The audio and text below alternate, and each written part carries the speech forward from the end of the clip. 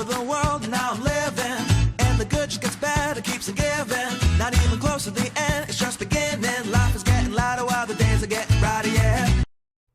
Hey guys, it's Ann Perry. Thank you so much for joining me today. Today I've started a 4-part series, and it's called What are the 4 core numbers observed in a numerology chart? And today we're going to be talking about part 1, the life path number. There's so many misconceptions that exist around the life path number. What the heck is it? Is it my life purpose? Is it the lessons I'm supposed to be learning? What the heck is it?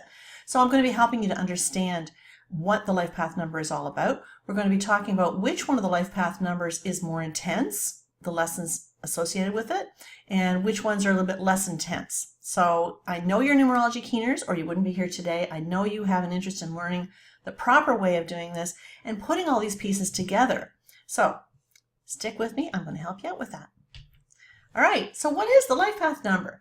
The life path number is actually the major lesson to be learned in this lifetime, okay?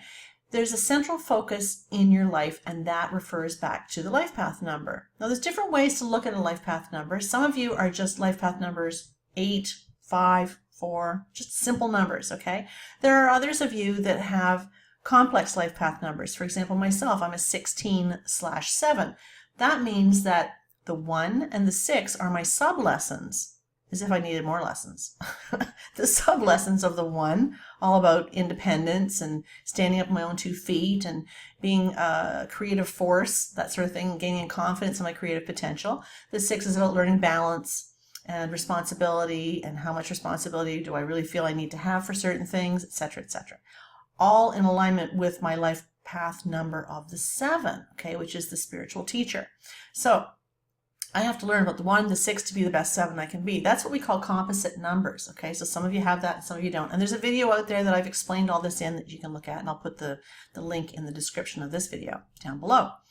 But basically the end result number, the life path number, the end result number, is a specific lesson that's determined by you prior to your incarnation into this lifetime. You actually sat down with some spirit guides and had a discussion with them, and you decided what numbers to place into your date of birth that would invite lessons to learn. So I invited the sub-lesson of the 1, the 6, and 1 and 6 equal 7. So ultimately the life path number of the 7. So that's the big lesson I'm here to learn, is about the 7. How to learn how to trust. The 7 is all about trust, okay?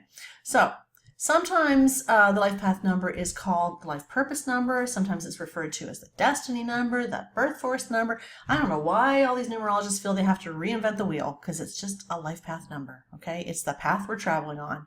So let's keep it simple. So it describes the opportunities that are available in order to learn the major lessons, okay? So related to somebody who is an 8 life path number, for example.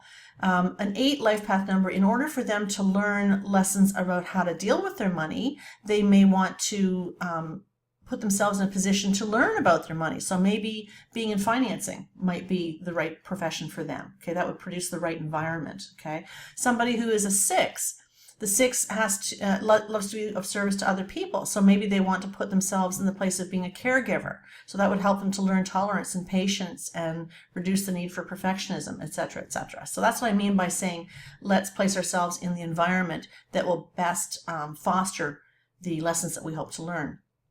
It can describe the environment that we need to surround ourselves in order to learn the lesson, as I said, but it's also with regards to your attitudes and your characteristics. They can also be found there. So for example, somebody who is a 1, we know that someone who is a 1 is very much a leader, very determined. They're very competitive, right? That's a natural quality that comes with the 1s. They're very creative, inventive, ingenious, authentic, original, that sort of thing. That's what we think of when we think of the number 1. So we can identify very specific characteristics as well. So how do the life path numbers differ? Well, the higher the life path number, the greater the potential, but also the greater challenges and difficulties in reaching it. So for example, when we look at the higher life path numbers, for example, the 11s, the 22s, the 33s, they have twice the intensity of the sub-lessons relating to their life path. So the sub-lessons over here, so mouse, don't fail me now, here we go. Mental note to self, replace batteries in the mouse, feed the mouse.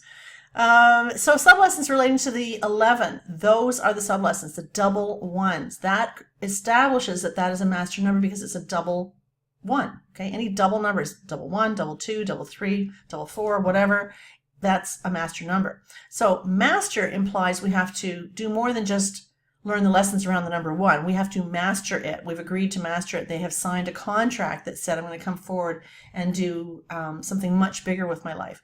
So the double one here implies a double need to gain confidence in the creative potential to create something that's going to inspire and empower other people. Master numbers always relate to situations outside of themselves. It's not about mastering anything for themselves. It's about mastering something to create a bigger contribution to humanity. Okay, it's always about humanity. So when we're looking at the master number 22, that's the double two. Okay, the double two is the double need to be a cooperative team player. That relates to the energy of the two. Aspiring to patiently create a system or process. That relates to the number 4, that will ultimately produce a solid foundation for others to benefit from. So you can see the pattern that's happening here. Those with the higher life path numbers, they have a bigger need to create a big contribution. They said, I'm going to leave a mark on this planet. People will remember that I lived here, that I left a contribution before I left the building, so to speak. The 33, double threes, double the need to express themselves in a very sensitive and emotional, balanced kind of a way.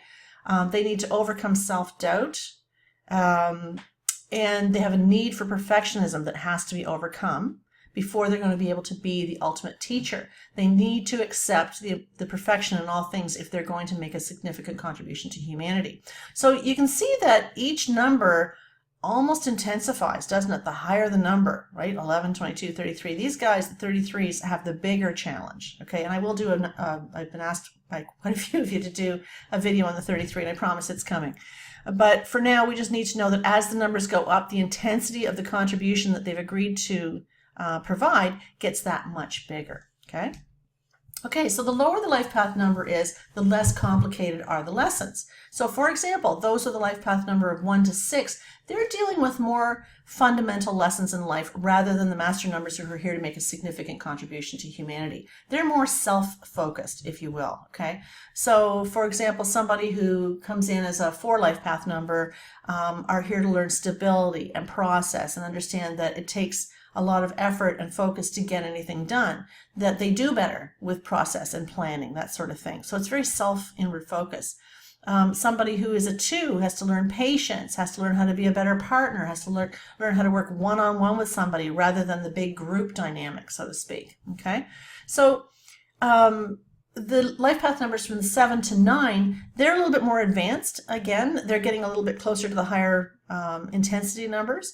So they're dealing with more advanced understandings. So for example, again, like the 3 is all about learning self-expression. It's not for the betterment of humanity. It's just about learning how to express themselves more authentically. The 4 is about process, stability, foundation building. The 6 is all about learning how to be more responsible or less responsible, whichever is the lesson for them.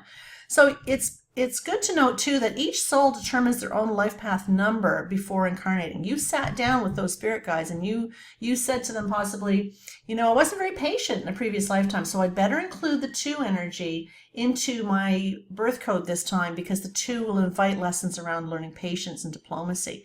And I wasn't very good with my money, so I better bring in some 8. And I wasn't very spiritual, so let's bring in some 7. And I'd like to be a bit more creative, so let's bring in the 1 energy. So we choose all the numbers that go into our date of birth based on what we want to learn in this lifetime. Okay, so it's these life paths that we choose to come into are not necessarily happening in consecutive order. So if you were a 1 life path number last time, does not mean to say that you're going to be a 2 this time. Okay, so you're going to revisit each life path number as many times as it takes to learn the lesson before you can evolve into the next realm of learning. So basically, when we're looking at a life path number, we need to understand that it differs from the expression number. So I'm probably going to have to do a whole video just on this topic all alone, but there's a lot of people that refer to themselves, for example, as the master number 11. You're only a master number 11 if your life path number is 11. End of statement. Okay. That doesn't mean to say that you won't be affected by what the master number 11 brings to the table. If, for example, your expression number, which is the totality of all the letters in your birth name, is an 11, you're definitely going to feel like an 11, but it's not a lesson for you. The 11 will be your gift. It will be your talent, okay? It will be the support that you've chosen to bring because you did choose the vibration of your name. You didn't choose your name, but you did choose the vibration of your name. And the vibration of your name creates the talent for which you want to support your life path number. So for example, my expression number, the totality of all the letters in my name, is a 5. The 5 says, I can do video, I can do radio, I can do TV, I can do podcasts, I can do whatever. Because as a 7, as my life path number, the 7, I don't really have a whole lot of talents to put myself out there. I wouldn't like the limelight. I wouldn't like to be on TV. I'd be, a little bit more introverted, a little bit more, reserved. So I needed a number that would bring in the strength that would allow me to do my work on YouTube and places like that. So you choose your expression number to support your life path number. Okay. So and your birthday number is another core number that we look at. That's a sub-lesson to the life path number. So you can see they're all distinctly different. But I just wanted to point out, I get a lot of confusion around master numbers, for example. And it's almost like some of you are disappointed when you find out you're not a master number. Hell no, don't be disappointed about that, right?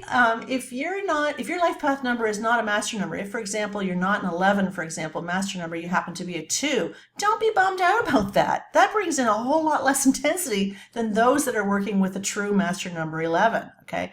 So I think sometimes the ego gets a little involved and people get a little bit disappointed by the fact that they're not master numbers, right? Let's not mistake that the master says that we're anything better than what we are. The master says that we're here to learn big-ass lessons around the number 1, much tougher than somebody who is a 20/2 life path number. Okay, so just thought I'd point that out because I do get a lot of confusion around that. So I think this has helped you to maybe understand a little bit further what the life path number is all about. So that's it for today. You are welcome to contact me if you have any questions. Just pop in a question down below. I always forget to ask you guys to like the videos, share the videos, comment on the videos, do whatever you have to do to share the word. I really, really appreciate it because it's really important to me to reach out to as many people as I can. You can reach me by checking out my website. I'm at AnnPerryNumerologist.com. I've got all kinds of cool stuff coming up there. The spring is just making my mind cook over time. So I promise you there's all kinds of cool stuff coming up. You can check me out on Facebook. I have a Facebook page there, post something every day. And I've also got a free online course. If you check out the link that I provided in the description of the video, go ahead, take it. It's on me. It's a freebie, and it's a really great course. It's called Uncover Your Karmic Lessons and Your Karmic Debts Using Numerology. So I'd love it if you'd explore that as well. That's it for today. Thank you so much for tuning in. Stay tuned for part 2, where we're going to be talking about the second core number, which is your expression number. Thanks, guys. Take care. Love you all. Have a great day.